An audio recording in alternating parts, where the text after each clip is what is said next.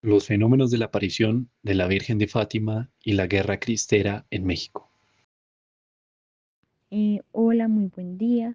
Nuestro grupo, integrado por Brian Ospina y Raúl Quevedo y Valentina Sánchez, el día de hoy vamos a hablar sobre dos acontecimientos muy importantes para la historia del catolicismo en el siglo XX: las apariciones de Fátima en 1917 y la Guerra Cristera en México entre 1926 y 1929.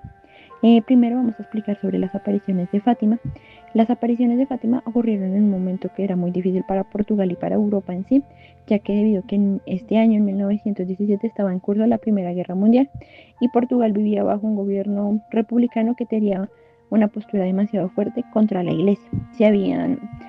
Habían órdenes religiosas que se habían quitado bienes a la iglesia y que buscaba que la religión no tuviera una presencia sobre la vida de los ciudadanos en la vida pública.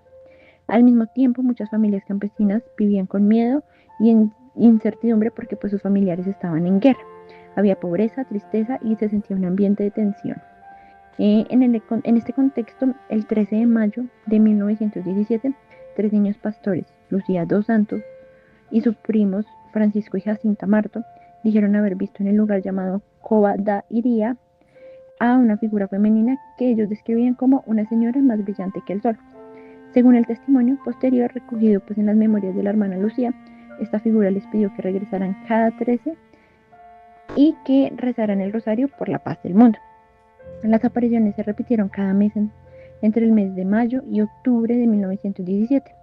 En junio y en julio, el mensaje que los niños decían recibir hablaba de la necesidad de orar, hacer penitencia y cambiar la conducta moral.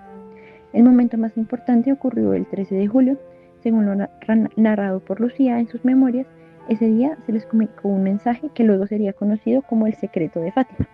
Este secreto, de acuerdo con la explicación oficial que se dio posterior de la Congregación para la Doctrina de la Fe, estaba compuesto por tres partes. La primera era una visión del infierno como llamado a la conversión. La segunda es el anuncio de otra guerra peor si la humanidad no cambiaba. Y la última es una visión simbólica relacionada a la persecución de la iglesia. Con el paso de los meses, cada vez más personas acudían al lugar. Esto empezó a preocupar a las autoridades debido a que pensaban que el orden público se estaba afectando. Y el 13 de agosto de 1917, los niños fueron detenidos por autoridades locales, encarcelados y además presionados para que dijeran que todo lo que estaban diciendo era una mentira. Sin embargo, los tres niños mantuvieron su versión de los hechos, nunca hubo un cambio sobre ellos.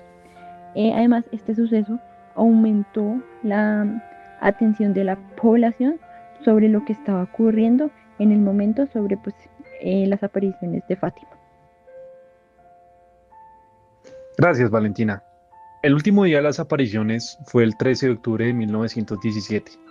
Ese día había miles de personas en el lugar, incluso periodistas y personas que no creían en lo que estaba pasando. Después de una fuerte lluvia, el cielo se despejó y muchos testigos afirmaron que el sol giraba, cambiaba de colores y parecía moverse de forma extraña. Este hecho fue recogido posteriormente dentro del análisis oficial del mensaje de Fátima, como parte del contexto histórico del acontecimiento. Ese evento marcó un antes y un después, porque ya no se trataba solo del relato de tres niños, sino de una experiencia que afirmaba haber presenciado miles de personas. Con el paso del tiempo, la Iglesia realizó investigaciones sobre lo sucedido. Años después, las apariciones fueron consideradas dignas de crédito, lo que permitió que Fátima se convirtiera en uno de los principales centros de peregrinación del mundo católico. Además, el mensaje de Fátima fue tomando mayor relevancia con el paso de los años, especialmente por la interpretación que se hizo sobre la mención a Rusia y los acontecimientos políticos del siglo XX. Desde un análisis histórico, Fátima no puede verse únicamente como un hecho religioso aislado. Ocurrió en medio de una guerra mundial, en un país con un gobierno muy contrario a la Iglesia y en una sociedad llena de miedo e incertidumbre. Ese contexto ayuda a entender por qué lo que dijeron tres niños pastores en un campo terminó llamando la atención de tantas personas y generando reacciones tan fuertes. Al leer las memorias de la hermana Lucía y el documento El mensaje de Fátima, se puede entender mejor cómo fue el proceso por el cual un hecho que comenzó con el testimonio de tres niños terminó convirtiéndose en un acontecimiento conocido en todo el mundo católico. Las memorias muestran la experiencia personal de Lucía y describen cómo eran sus días como pastora, cómo sucedieron las apariciones y cómo reaccionaban las personas del lugar. Por otra parte, el texto de la Congregación para la Doctrina de la Fe explica el contenido del llamado secreto de Fátima y muestra cómo la Iglesia entendió oficialmente el mensaje comunicado a los niños. Al comparar estas dos fuentes, se puede notar que hablan del mismo acontecimiento, desde perspectivas diferentes.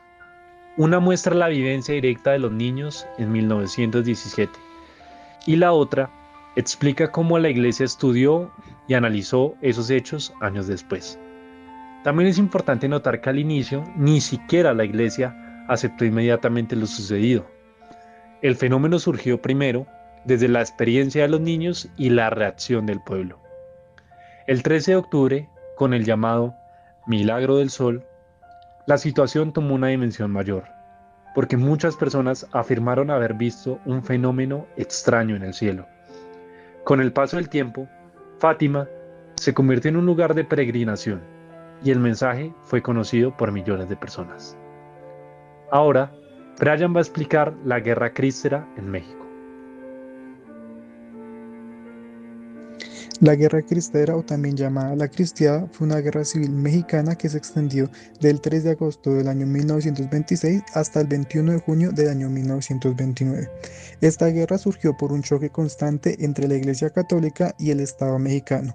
Esto se dio después de la Revolución y especialmente cuando el gobierno encabezado por el presidente Plutarco Elías Calles decidió aplicar con mayor dureza las disposiciones anticlericales de la Constitución de 1917.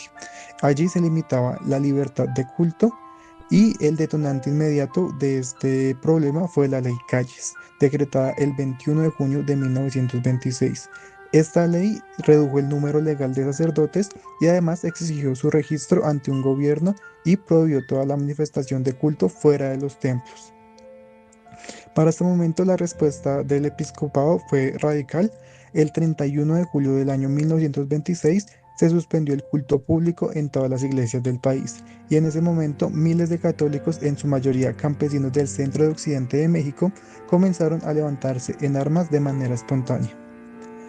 Este conflicto se extendió principalmente por Jalisco, Guanajuato, Michoacán, Zacatecas, Nayarit y Aguascalientes.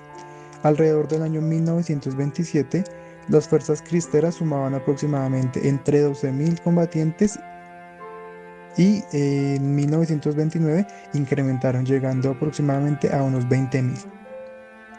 Los criterios operaban bajo el lema Viva Cristo Rey y Nuestra Señora de Guadalupe y constituyeron un movimiento de base rural con dirección política urbana. Un dato importante también es que la mayoría de los obispos mexicanos se distanciaron rápidamente del movimiento armado y trataron de negociar la paz con el gobierno. El liderazgo militar quedó principalmente en manos de figuras laicas, siendo el general Enrique Gorostieta el máximo estratega hasta su muerte en combate en el año 1929. El historiador Jean Meyer sostiene que el movimiento fue, en sus propias palabras, una reacción de legítima defensa de un pueblo que se sintió agredido por sus autoridades. En esta interpretación se muestra que muchos campesinos católicos consideraban que sus creencias religiosas y su forma de vida estaban siendo amenazadas por un gobierno autoritario. Sin embargo, Meyer también reconoce que la guerra cristera no puede explicarse desde una sola causa, pues además de la religión existían factores tanto sociales como políticos y agrarios que podrían agravar este conflicto. Además, el conflicto afectó profundamente la vida cotidiana de miles de familias campesinas. Muchas comunidades quedaron destruidas, hubo desplazamientos forzados y una fuerte crisis económica en varias regiones rurales. La violencia no solo afectó a los combatientes, sino también a la población civil, que quedó atrapada entre el ejército federal y las fuerzas cristeras. El saldo del conflicto fue devastador y dejó miles de muertos entre combatientes y población civil.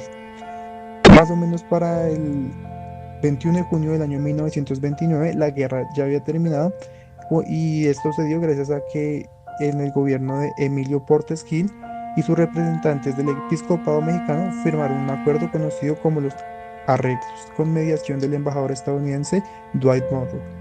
Este pacto devolvió a la iglesia los templos clausurados y concedió amnistía a los combatientes, aunque las leyes anticlericales siguieron vigentes. Muchos combatientes campesinos sintieron que el desenlace fue una traición porque los acuerdos fueron negociados entre las élites políticas y eclesiásticas, sin incluir plenamente a las bases cristeras, como lo eran pues los campesinos y toda esta gente que en verdad luchó por la iglesia. Incluso después del acuerdo, varios líderes cristeros continuaron siendo perseguidos y ejecutados. Desde un análisis más crítico, la guerra cristera no podría entenderse únicamente como un conflicto religioso, sino que también entra a jugar un papel muy importante, y es que aunque la religión fue el elemento que unificó el movimiento, también existían tensiones sociales, agrarias y políticas que afectaban a muchas comunidades campesinas. Además, durante años este conflicto fue silenciado por la historia oficial mexicana porque representaba una rebelión campesina contra el Estado postrevolucionario. En conclusión, todas las apariciones de Fátima, como la Guerra Cristera, muestran cómo la religión tuvo un impacto muy importante en la sociedad del siglo XX. Estos acontecimientos no solo tuvieron un significado religioso, sino que también contaron con consecuencias sociales, culturales y políticas que marcaron profundamente la historia de sus países. Muchas gracias.